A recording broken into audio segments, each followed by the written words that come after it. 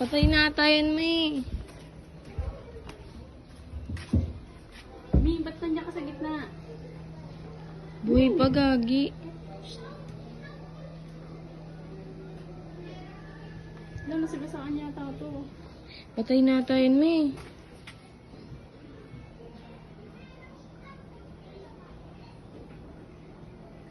Masasagasaan siya ng motor eh. Buhay pa. Putang ina, tulog lang pala. Buhay pa. Nasa gitna kasi siya. Muntik na nga siya maano ng motor eh. Doon ka sa gilid, Ming. Kamay Diyan, mo oh. naman. Ayoko. Diyan ka sa gilid, oh.